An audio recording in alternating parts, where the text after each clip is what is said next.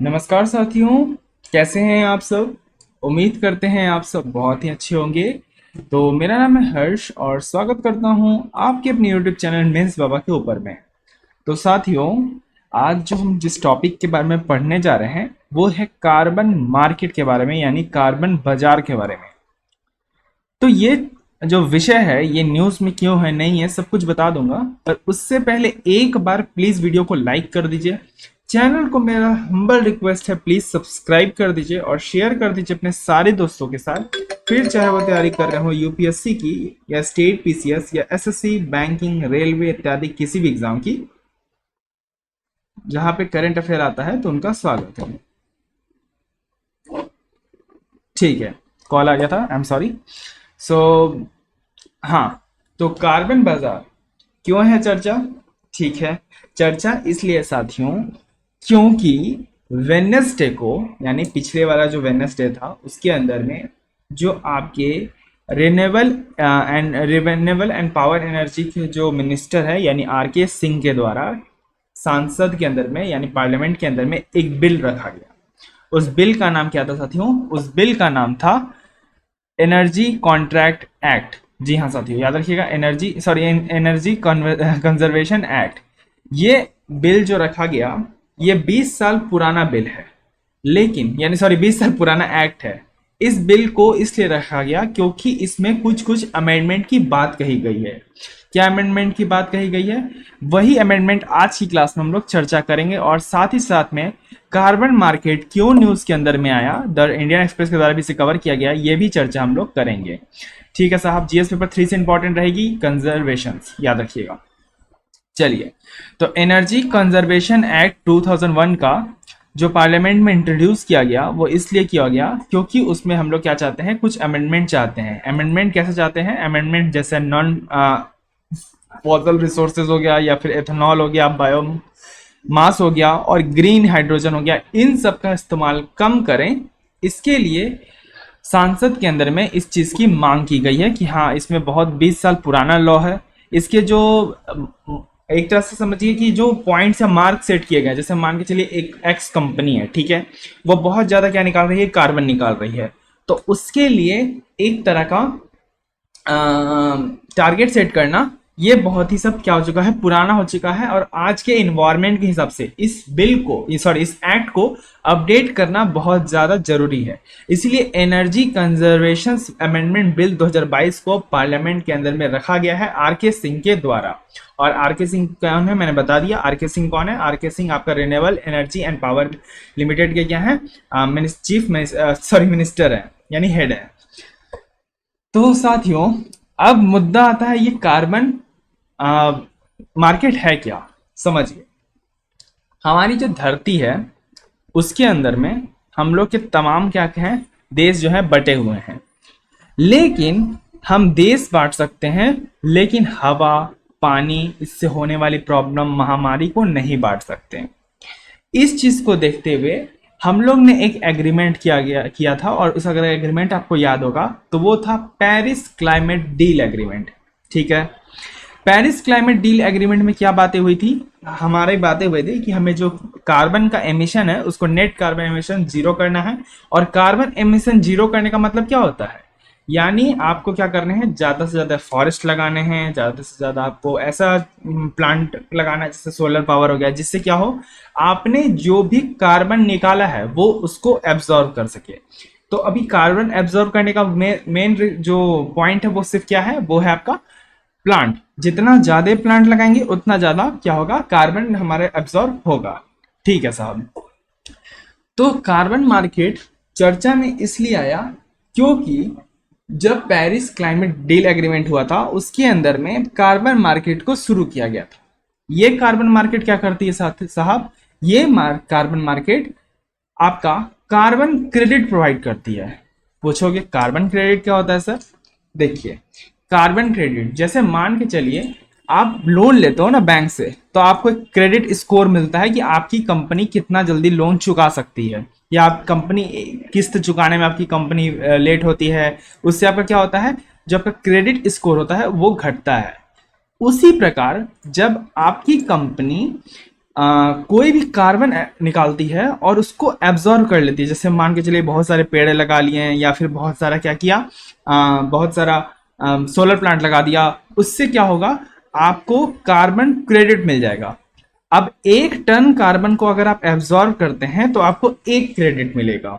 ठीक है, यानी अगर आपने 100 टन कार्बन को एब्जॉर्ब किया तो आपको कितना क्रेडिट मिलेगा, 100 क्रेडिट मिलेगा।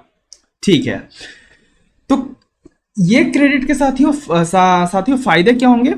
फायदे ये होंगे कि आप जिस प्रोजेक्ट पे काम कर रहे हैं उसकी आपकी कंपनी ना उससे बंद होगी ना। कार्बन जो एक बहुत बड़ा मुद्दा बन चुका है आज के लिए, आपको पता है कि हमारा जो वातावरण है कितना पॉल्यूटेड हो गया है, एयर कितनी क्वालिटी खराब हो चुकी है।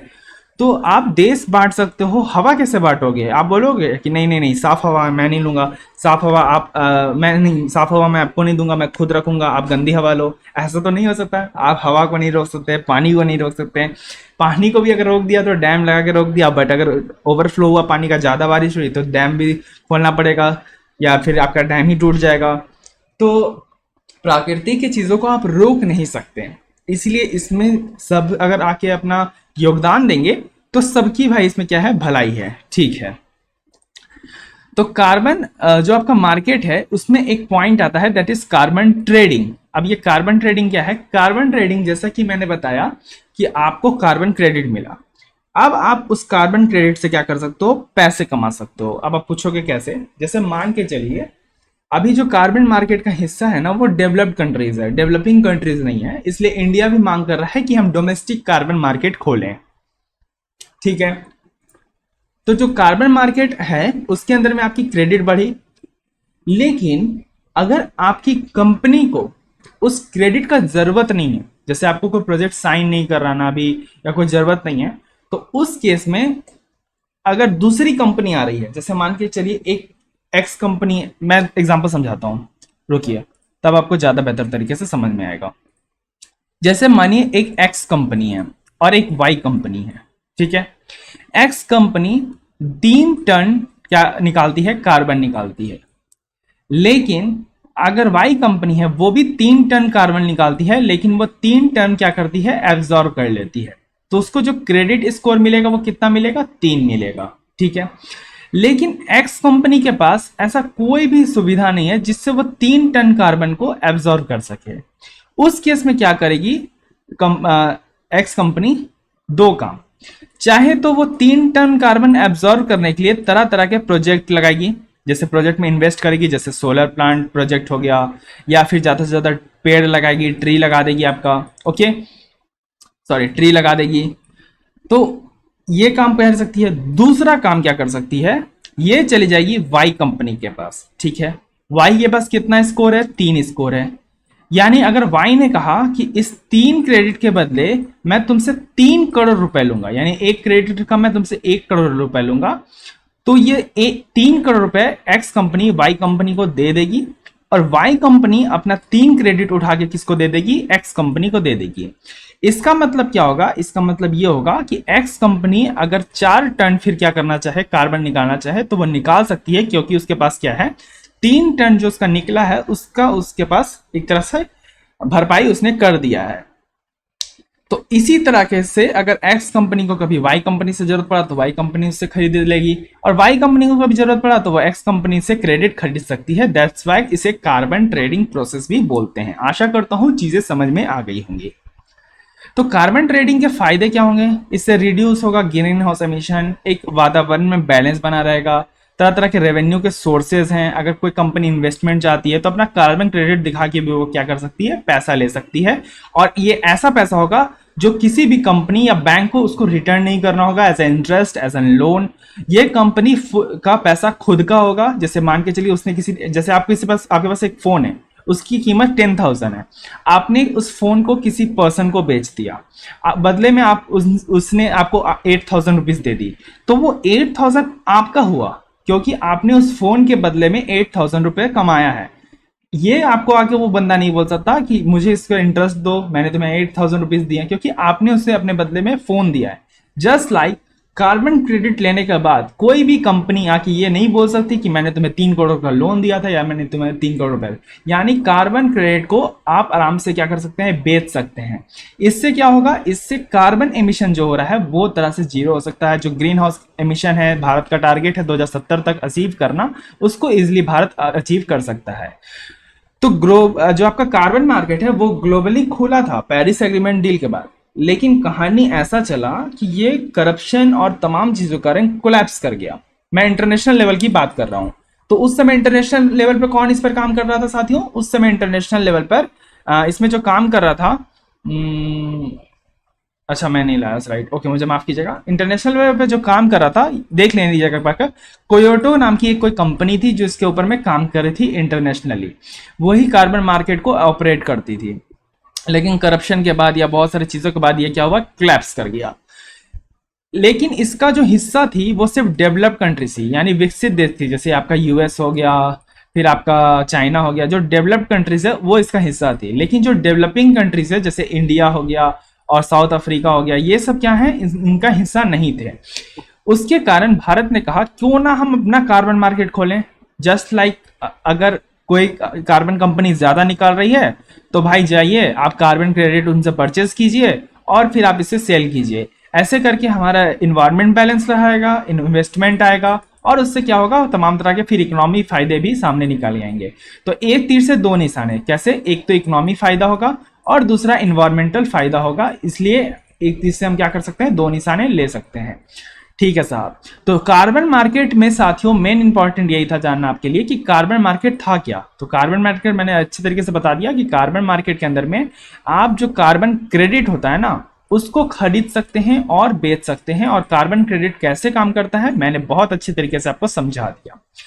तो जो आपका इस एक्ट आया, इस एक्ट का पर्पस क्या था साहब? तो इस एक्ट का पर्पस ये था कि हम जितने भी इंडस्ट्रीज हैं, कॉमर्शियल है, उनको एक तरह का कंपलसरी ये कर दें कि हाँ आपको इससे ज़्यादा कार्बन नहीं निकालना, इससे ज़्यादा फॉसल फ्यूल्स इस्तेमाल नहीं करना।